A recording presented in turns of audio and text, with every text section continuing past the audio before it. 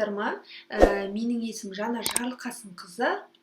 Менің қазақша таргет каналыма қош келдіңіздер. Маған тіркеліп лайк басып қойсаңыздар болады. Енді кеттік. Бүгін біз қандай тақырыпты қозғаймыз? Бүгін біз таргет деген не? Таргетолог деген кім? Оның артықшылықтары, таргетолог қанша табыс табады? Ал ендеше кеттік. Қараңыздар, бірінші бұл бізде таргет. Таргет деген не екенін түсініп алайық. Таргет деген ол, қараңыздар, сіз инстаграмда отырғанда алдыңызда сіз ол адамға тіркелмесеңіз де подробный бас деп шығып тұрады, иә? Жарнама. Осы жарнаманы таргет жарнамасы деп атайды.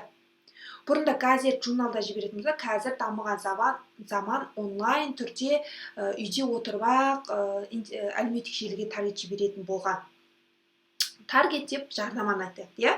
Бұл таргеттің артықшылығы, сіз аз бюджетпен көп доход жасауыңызға болады. И нақты өзіңіздің аудиторияңызға жібересіз. Мысалы, сіз блогерге таргет жарнамасын, мысалы, блогерге жарнама жасап бер дейтін болсаңыз, ол аудиториясын, мысалы, қыздан киім сататын болдыңыз, иә? Оның аудиториясы үлкен, кішкентай, мысалы, аудитория емес нақты. Ал таргетте, егер сіз женский киім 34-35 жас аралығындағы киімдер сататын болсаңыз, сіз нақты солай жаза аласыз. 34-45 жас аралығында әйел адамдарға ғана көрсет. Осы киімдерге қызығып жүрген адамдарға көрсет деп сіз Фейсбукқа айтасыз. Сол кезде айтқанда сіз белгілейсіз настройкасын. Сол кезде ол сізге сондай аудитория көрсетеді. Яғни сіз аз бюджетпен көп доход жасай аласыз. Ал екінші, таргетолог деген кім? Таргетолог аты айтып тұрғандай, сол жарнаманы бизнес иелерге жасап беріп отыратын адамды таргетолог дейміз. Ол сол таргетолог бизнес иелеріне таргет жарнамасын шығарып беріп отырып табыс табады.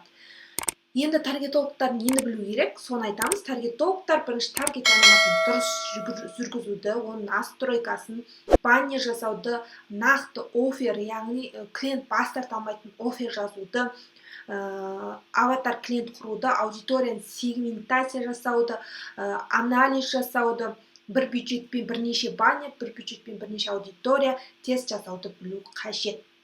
Енді таргетологтардың артықшылығы, сіз үйде отырып онлайн түрде бала шағаңыз қасыңызда жүріп күніне 1-2 сағат қана жұмыс жасап табыс таба аласыз. Осы сіздің ең үлкен плюсіңіз. Ол жерде шектелген табыс жоқ. Қалағаныңызша көп жұмыс істесеңіз көп, аз жұмыс істесеңіз аз табыс табасыз. Осылай. Енді таргетологта қалай табыс табады? Таргетологта, мысалы, сізге таргет оқыдыңыз. Сізге клиент келді. Клиент келеді да, маған таргет жасап бер дейді. Сіз оған таргет жасап беру арқылы табыс табасыз. Яғни мен услугам күніне 1000 теңге дейсіз басында.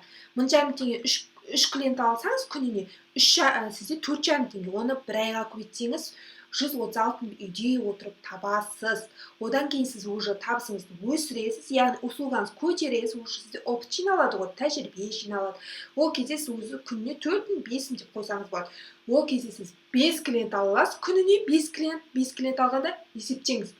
5.000-нан күніне 5 клиент қанша болады? Оны айына көбейткенде қанша? Сіз уже опыт жинағанда, уже сіз курс сатып бастайсыз, иә? Перепродажаның курсы бар, иә? Өзіңіз курс түсіріп сатсаңыз, есептеңіз, енді сізде айына үйде отырып, ешқайда шықпай, тәуелді болмай, ешкімге қалай табыс табасыз. Таргетологтың артықшылығы осы. Ал енді сәттілік, маған тіркелуді ұмытпаңыздар. Сұрақтар болса, комментария жазып кетіңіздер, мен сіздерге арнайы түсіріп беремін.